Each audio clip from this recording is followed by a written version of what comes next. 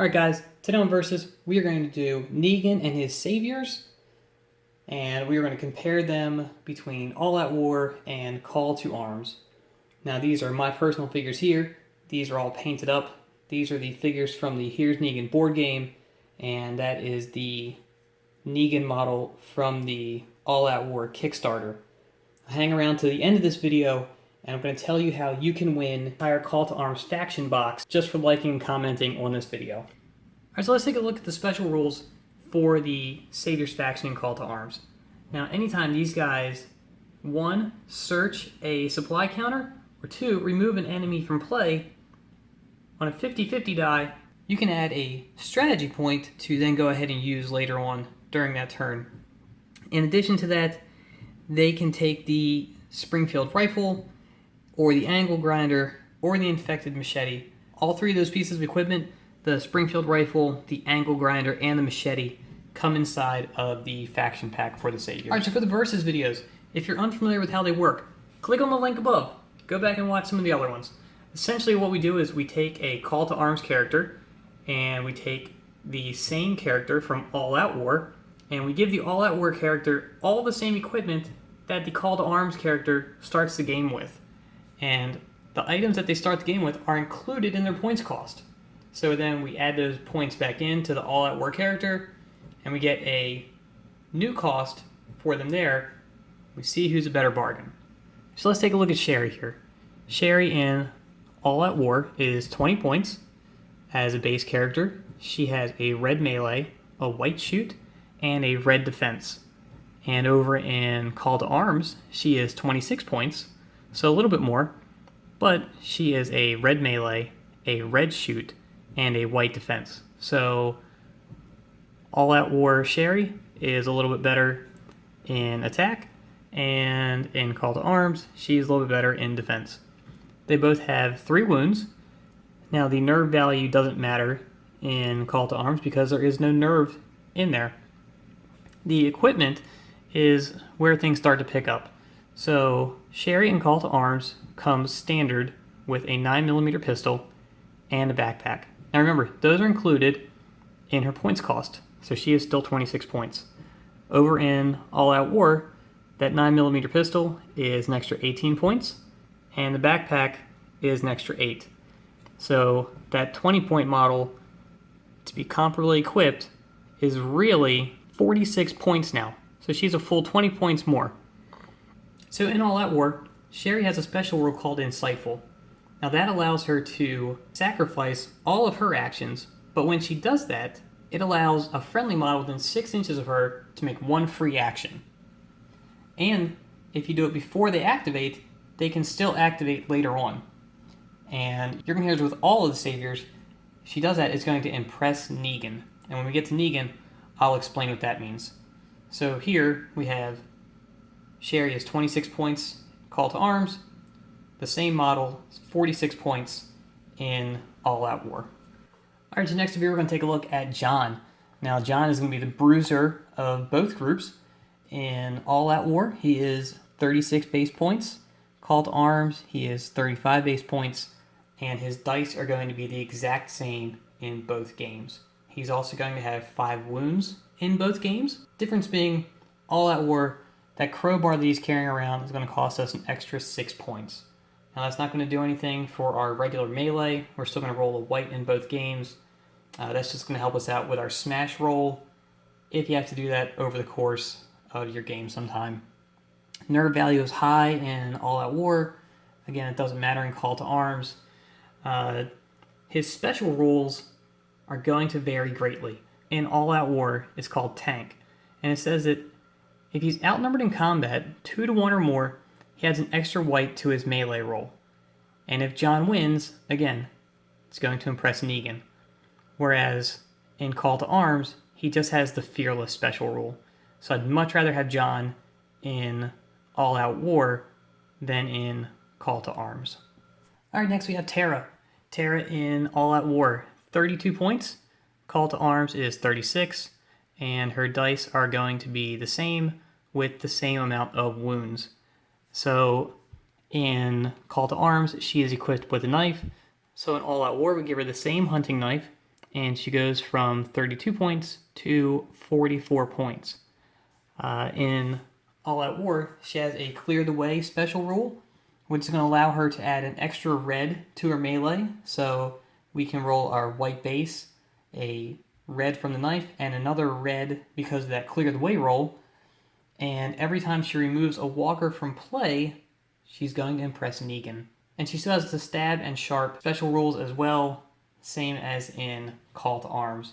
Now in Call to Arms, she does not have the Clear the Way rule, but she is allowed to make 2 attacks. So it's kind of 50-50, which when you're feeling there, I think I like having the extra attack in Call to Arms here with Tara. Alright, let's look at Lara.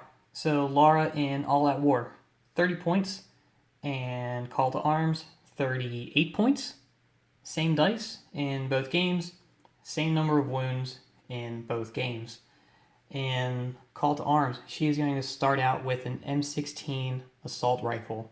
Now, if you watched our video on shooting and you understand what the red and the white dice mean in the range right there, that means that she only gets her white die added in at a range of 10 inches or less, the red at 11 to 20, and she can't shoot the M16 rifle beyond 30 inches.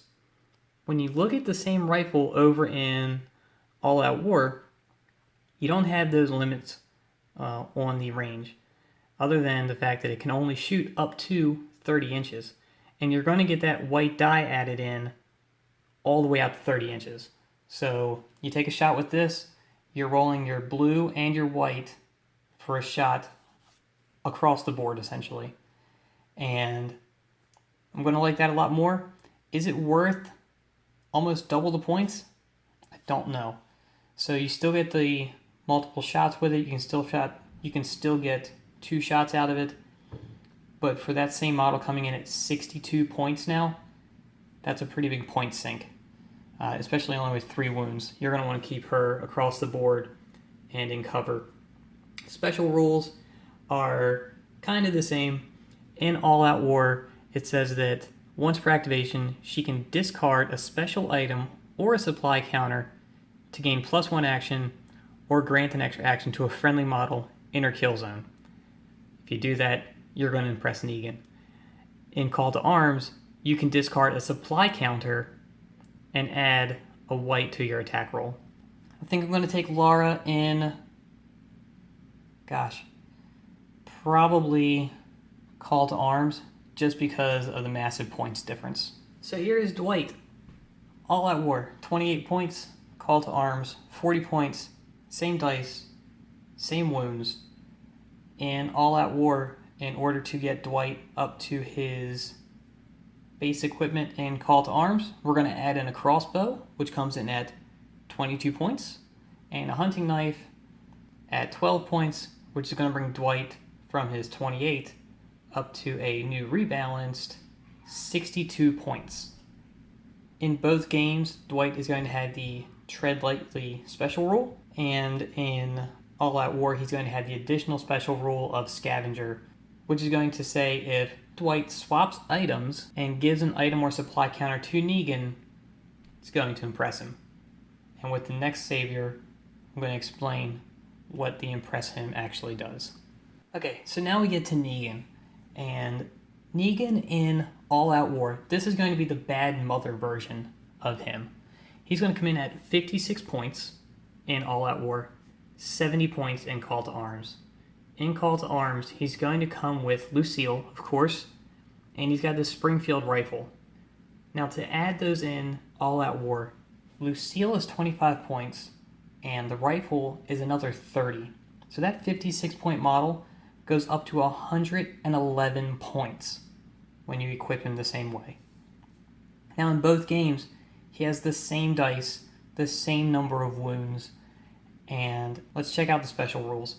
Both games he has a special rule that's called Here's Negan. In All Out War, it says, if Negan removes 1 or more enemy survivors from play in melee, all friendly saviors treat their nerve as high in the following action phase.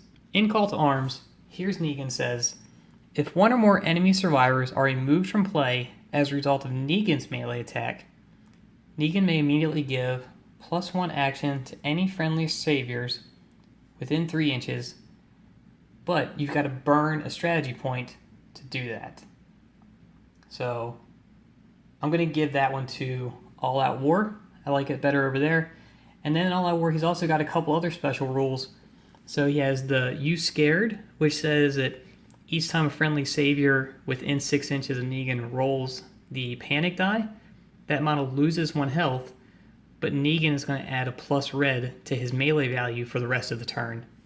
And then in All Out War, his leader ability is where that Impress Me is going to come in. So each time one of the lieutenant models or the other saviors perform the action which it has the Impress Me rule, the model that does that is going to gain a red die onto their card, and then they can use that red die at any point they want to throughout the rest of the game.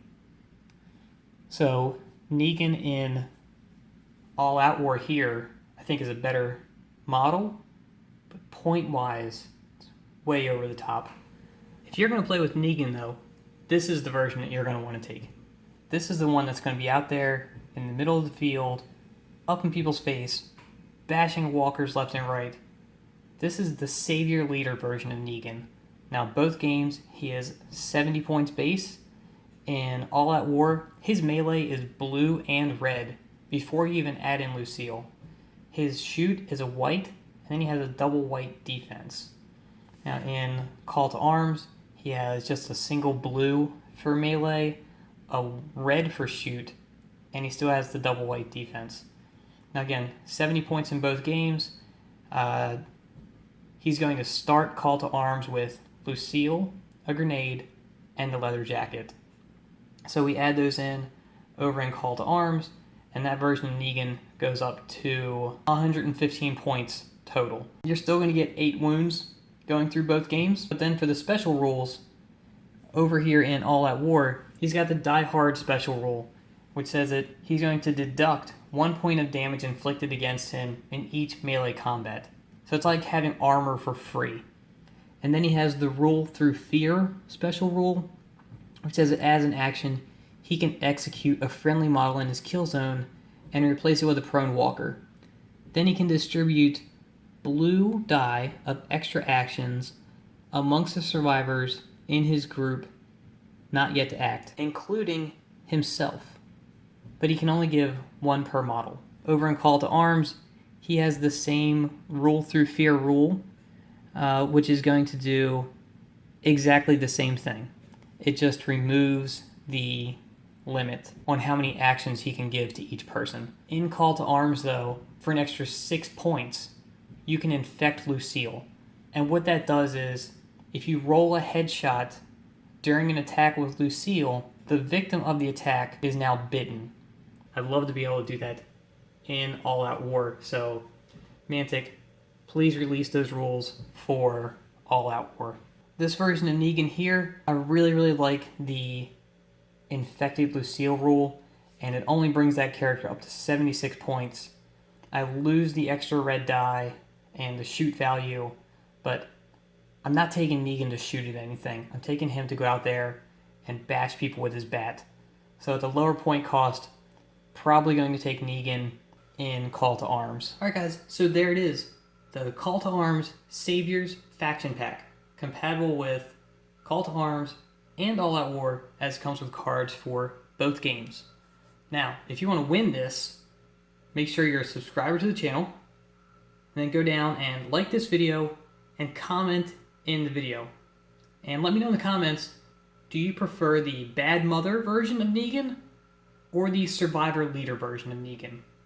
And then on Mantic Monday, December 2nd, I'm going to draw a random comment, and then that person will win this faction pack. So you've got a couple weeks to think it over. Make sure you like the video, comment down below, let me know what version of Negan you're going to choose, and then once you subscribe, go over and check out some of the other videos. The battle reports, the other versus videos, the terrain reviews, and make sure you check back on December 2nd to find out who the winner of this faction pack is. I want to thank Mantic Games for sending me this, and I want to thank all of the subscribers for making things like this possible. Until December 2nd, thanks again, guys.